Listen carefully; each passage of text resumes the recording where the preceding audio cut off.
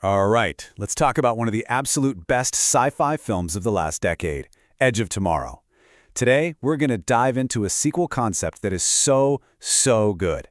I mean, this isn't just some cash grab follow-up. It's an idea that totally respects the original movie, but then just elevates it in a way that is, well, it's seriously mind-bending. So, here's the big problem, right? The central challenge.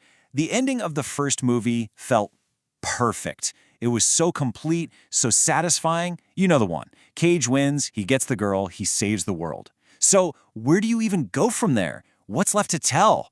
It's a question that has honestly stumped fans and I'm sure filmmakers for years. And that's exactly why making a sequel is so tricky. You've got this ending that just feels so final. But if you look really closely, the original movie leaves just enough, let's call it temporal weirdness on the table. It's like this little crack in the door. Yeah, it feels complete, but there's this one loose thread, a tiny hint that things are not nearly as tidy as they look. And that's exactly where this new story kicks off. Okay, so here's the core idea for this sequel, and I love this. The big twist is that Major Cage's final reset, the one that supposedly won the war for humanity, well, it didn't actually fix time. It broke it. That epic victory we all cheered for, it wasn't an ending. Oh no, it was the beginning of a much bigger and way more terrifying problem. And this slide just perfectly lays out the difference, right? It contrasts what we thought happened with this new, messed up reality. Over on the left, you've got the clean win we all remember. Humanity wins, yay. But on the right, that's the real consequence. Unstable timelines, temporal radiation, a fractured, broken existence where Cage's power is no longer a gift, it's a curse. It's this haunting memory of a war that literally no one else even remembers. So instead of a big victory parade, the world is just glitching. People are experiencing these waves of mass déjà vu. Entire military units are just vanishing. Poof, gone without a trace. And who's looking into all this? A very suspicious, very wary Rita Vertosky. And she finds herself drawn to this one guy, Cage, who seems to know things he absolutely shouldn't. And look, this isn't just a story about trying to clean up some messy timeline. It's so much bigger than that. The threat itself has fundamentally changed. The mimics, they've adapted. And the time loop, the core mechanic of the whole thing, has gotten a seriously terrifying upgrade. You gotta hear this, because this is a game changer. The mimics aren't just a physical enemy you can shoot anymore. Nope. They can now weaponize time itself. They can infect people with these tiny, localized time loops, basically turning them into unwitting puppets to change little events here and there, manipulating history from the shadows. The war is no longer on a battlefield, it's being fought in the fabric of reality itself. And this is Cage's new nightmare. He is looping again, but it is nothing like it was before. For starters, the reset point isn't fixed to that beach anymore. It's unpredictable. It can jump him years into the past or the future. And what's worse, every single time he resets, history itself changes around him. He's not just rewinding a single day anymore. He is completely lost, adrift in an ocean of parallel timelines.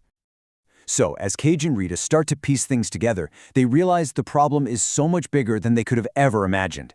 I mean, the scale of this threat just explodes. It goes cosmic. The stakes aren't just about saving their world anymore. Now it's about saving all of them. And here's the absolutely terrifying truth they uncover.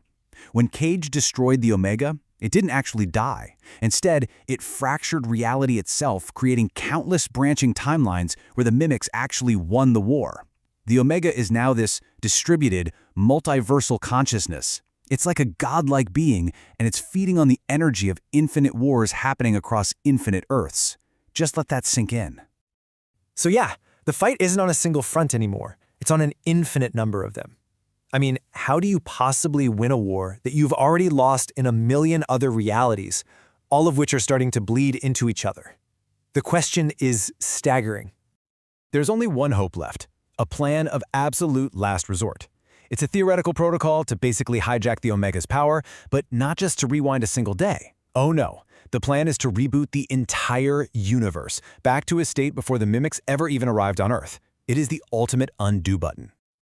But the cost, my God, the cost is devastating. Activating this protocol wouldn't just erase the war, it would erase them. Every single version of Cage and Rita across every single timeline. Their struggles, their growth, their bond, all of it would just vanish. Even the versions of them in that one timeline where they actually won and found some peace. Gone. And this all builds to this incredibly powerful emotional climax for the whole saga. To truly win, to finally end it, they have to do more than just reset another day. They have to make the ultimate sacrifice. They have to break the entire cycle for good.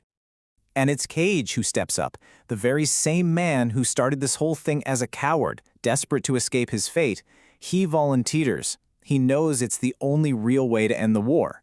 And in those final moments he has with Rita, he tells her, "I'm done running the same day."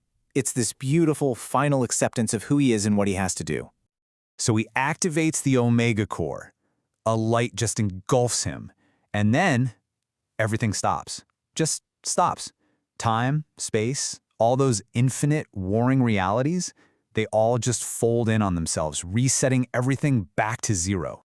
Then we cut to a new morning. Earth is peaceful. The war never happened. But we see a newspaper headline, something about strange time echo phenomena. It's like a ghost, a faint memory of the reality that was erased. And then, in a passing crowd, we see a man who looks just like Cage. He turns, like he senses something, and he just smiles, ever so slightly. He's an echo of a man who saved everyone and who no one will ever remember. And that's what we're left with. This powerful, lingering question that elevates this whole concept from just being another action sequel to something so much deeper. If you could erase all the suffering in the world, but the price was erasing yourself completely from existence, would you do it? What is the true cost of victory when reality itself is the battlefield? It's a fascinating thing to think about. Thanks for joining me on this one.